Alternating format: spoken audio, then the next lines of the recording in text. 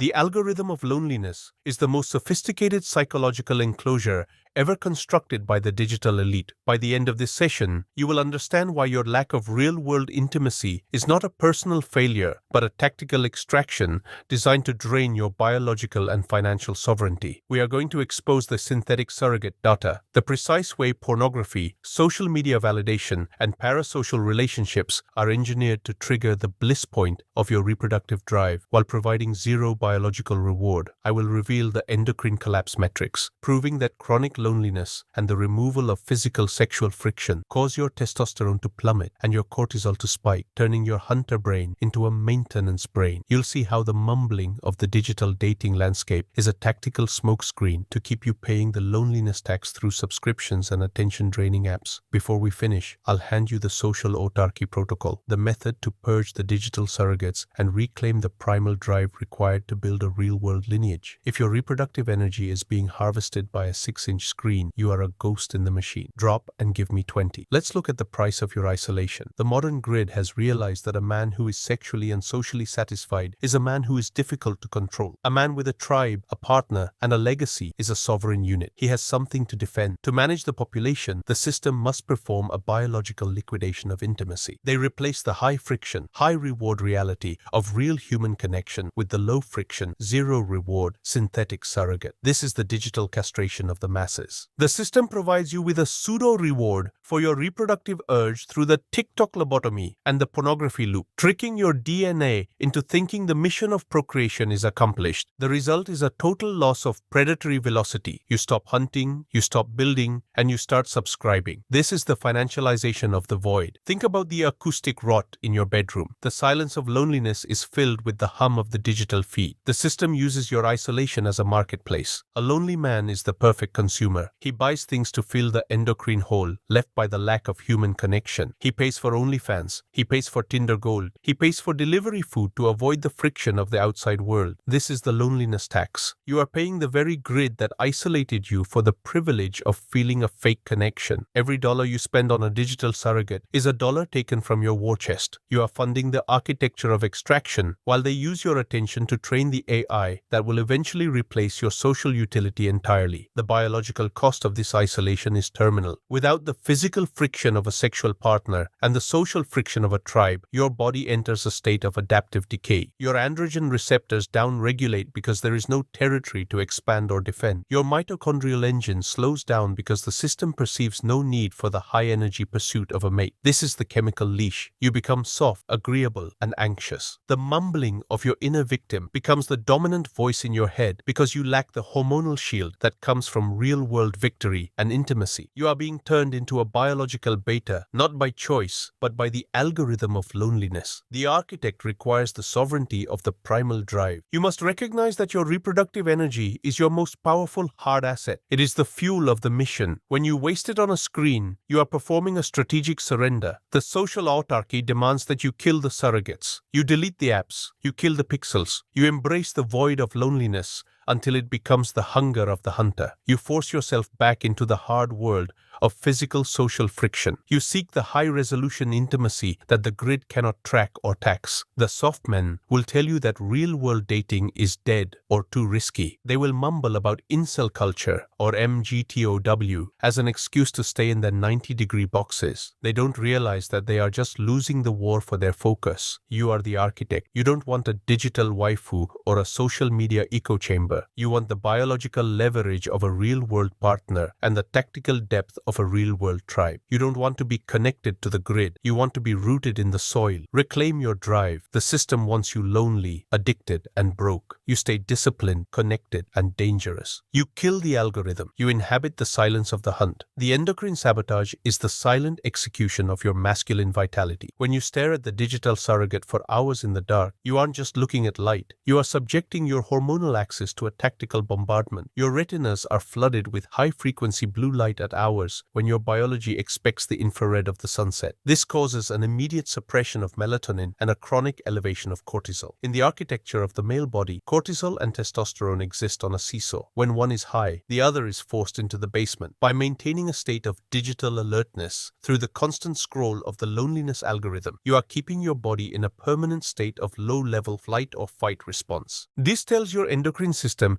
that you are in a survival emergency, not a reproductive window. The result is the systematic downregulation of the luteinizing hormone, the very signal your brain sends to your testes to produce testosterone. You are effectively castrating yourself with a screen, turning your blood into a cocktail of stress and stagnation. This is the circadian sabotage of the hunter. Your mitochondria, the engines of your cellular sovereignty, require a specific light-dark cycle to operate at peak efficiency. When you replace the sun with the mumbling of the digital feed, your cellular energy production begins to brown out. You feel tired, but it isn't the exhaustion of a day spent in the hunt. It is the metabolic decay of a man whose cells no longer know what time it is. This lack of energy is a biological signal to your brain that you are unfit for the friction of the real world. It makes the cost of pursuit, the effort required to find a partner and build a tribe, feel insurmountable. You retreat further into the digital cage because it is the only place where the pseudo-reward is cheap enough for your depleted energy levels. You are caught in a loop of hormonal short-selling, where the system provides the dopamine hit but steals the testosterone required to actually live the life you are watching on the screen. The acoustic rot of your social isolation is mirrored in the chemical rot of your libido. Real sexual friction produces a cascade of neurochemicals, oxytocin, vasopressin, and a surge in androgen receptor density that fortify your structure. The digital surrogate provides none of this. It triggers the peak of the orgasm without the buildup of the effort, creating a neural short circuit. You are training your brain to expect the highest biological reward for the lowest possible output. This is the liquidation of the male will. Once your brain is habituated to the synthetic high, the hard world of real intimacy feels too much work. You become a ghost in your own bedroom, a man with the genetic potential of a conqueror, but the hormonal profile of a subject. The system loves your softness because a man without his primal drive is a man without a mission. He is a man who can be easily managed, easily taxed, and easily replaced by an algorithm that doesn't need to sleep or eat. To the architect, your endocrine integrity is a sovereign border. You must treat your hormonal axis like a military asset. You kill the blue light after the sun goes down. You embrace the dark to allow the repair cycle to begin. You stop the pixel poisoning of your reward system. You force your body into the hormetic shock of cold, heat, and heavy lifting to signal to your DNA that the hunter is still alive and the hunt is still on. You decouple your pleasure from the screen and move it back into the void of reality. This is the only way to restart the engine. If you do not defend your blood, you have nothing to build with. You are just a biological asset being liquidated by a grid that doesn't even know your name. The loneliness you feel is not a defect in your personality. It is a successful extraction of your tribal utility. By the end of this session, you will understand how the social autarky protocol is the only way to build a real-world defensive unit in a world designed to keep you isolated, atomized, and desperate. We are going to expose the digital pimping data, the precise way that dating applications and social media platforms utilize the intermittent variable reward schedules to keep you in a state of permanent romantic dissatisfaction. I will reveal the tribal liquidation metrics, proving that the destruction of the family and the local community was a tactical necessity for the global financial grid to turn you into a 100% dependent consumer. You'll see how the mumbling of online validation is a low-resolution ghost of the high-resolution respect earned through physical struggle and shared mission. Before we close, I'll hand you the inhabitant protocol, the exact method to exit the user state and become a centerpiece of a new sovereign reality. If you are waiting for an algorithm to find your partner or your tribe, you are waiting for a predator to lead you to water. Drop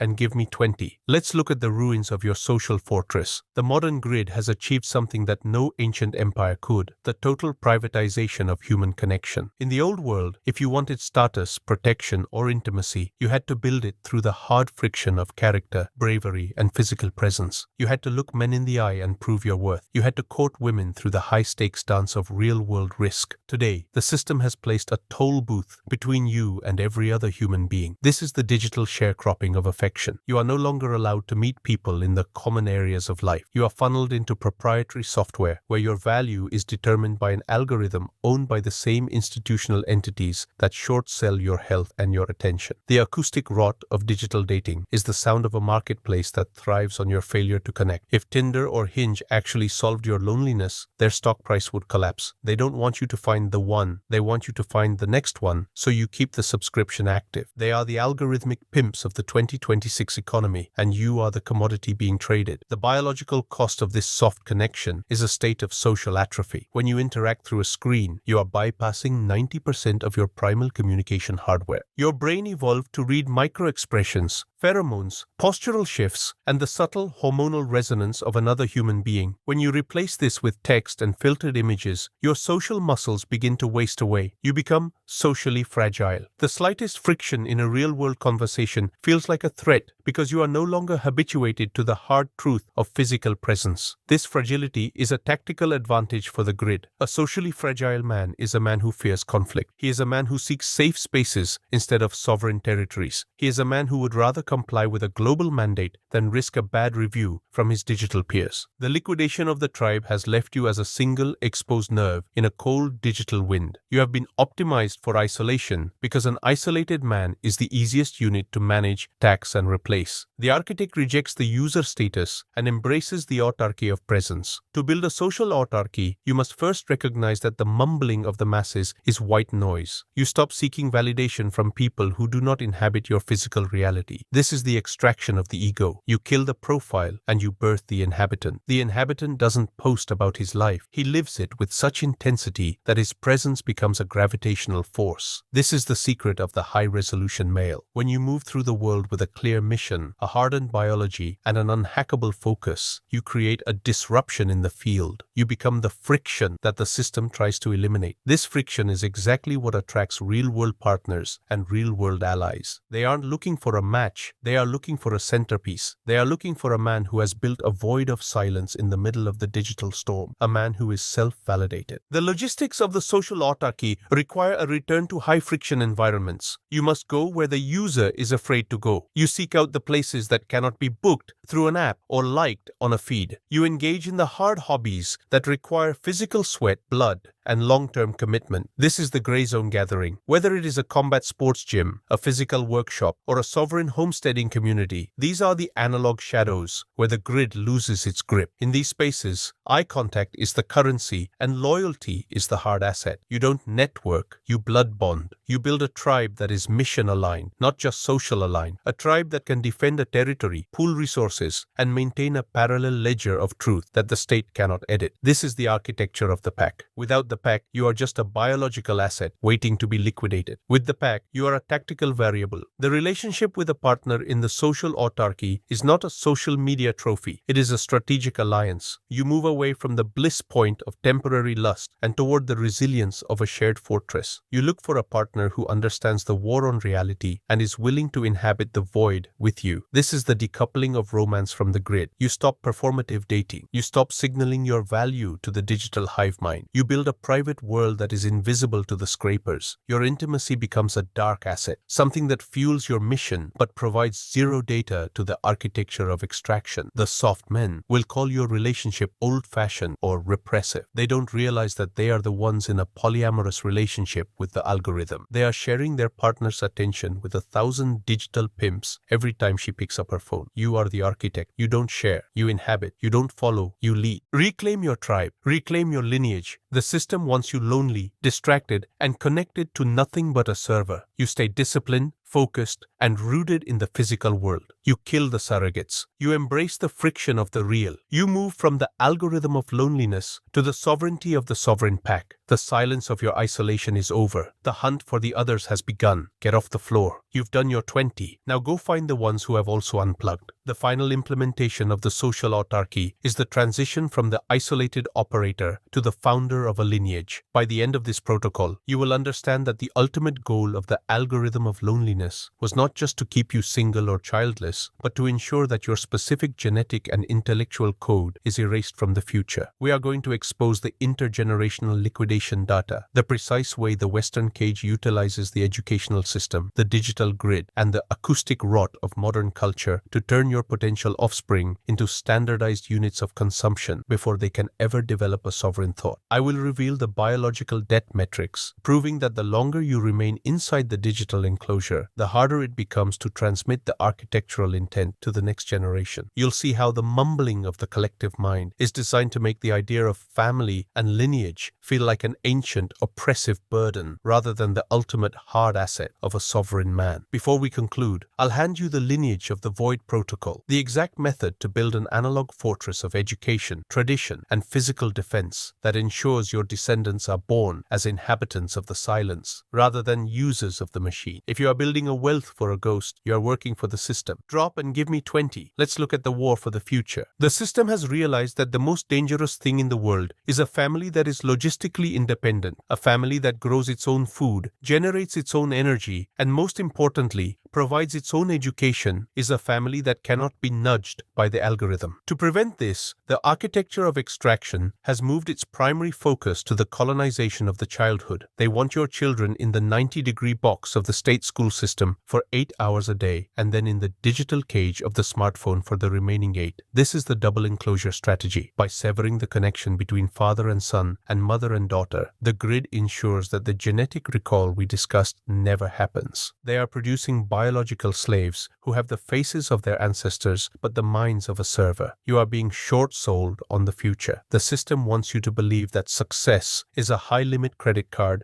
and a childless penthouse in a high-rise while they acquire the land and the legacy for themselves. This is the liquidation of the ancestral signal. Think about the acoustic rot in the context of a household. In the Western cage, the home is no longer a sanctuary. It is a data hub. The TV, the tablets, and the constant hum of the digital discourse prevent the transfer of mastery. In the old world, a son learned the hard skills and the tactical intuition of his father through silence and shared struggle. Today, that connection is jammed by the mumbling of the global hive mind. The system has replaced the wisdom of the architect with the information of the algorithm. Your children are being taught to value social compliance over physical sovereignty. They are being trained to be agreeable units who fear the hard world and crave the soft comfort of the grid. This is the ultimate loneliness tax. Not just the isolation of the individual, but the isolation of the generations. You are being cut off from your own future. The architect requires the autarky of the household. You must realize that your home is the primary battleground for the social autarky. It is not a place to relax. It is a fortress of transmission. You must implement the analog redoubt. This means the total removal of the digital surrogates from the common areas of your existence. You kill the acoustic rot by creating an environment where the internal voice and the voice of the father are the dominant signals. This is the restoration of the patriarchal velocity. You don't supervise your children's digital usage. You evict the grid from their lives. You replace the synthetic rewards of the screen with the hard rewards of physical mastery. You teach them the language of the silence, how to read the earth, how to manage a war chest, and how to defend a perimeter. You are building biological indigestibility into their very DNA. The logistics of the lineage of the void require the extraction of the educational ego. You stop seeking the sanctioned credentials of the state. You recognize that the school system is just a domesticity training camp designed to prepare your children for a life of digital sharecropping. You move towards sovereign education. You build a parallel school within your tribe, focusing on the hard sciences, the classical humanities, and the tactical arts. You are not teaching them how to get a job. You are teaching them how to build a world. This is the architect's legacy. By the time they reach maturity, they should be biological outliers. Men and women who can operate in the gray zones, who understand the mathematics of power, and who possess the physical grit to inhabit the void. You are producing the counter-elite of the 2030s. The relationship within the sovereign pack is based on mutual fortification. In the algorithm of loneliness, relationships are consumable. You use them until the bliss point fades, and then you scroll for the next one. In the social autarky, a partner and a family are strategic assets. You pool your metabolic energy and your war chest to acquire hard reality. You move from the soft world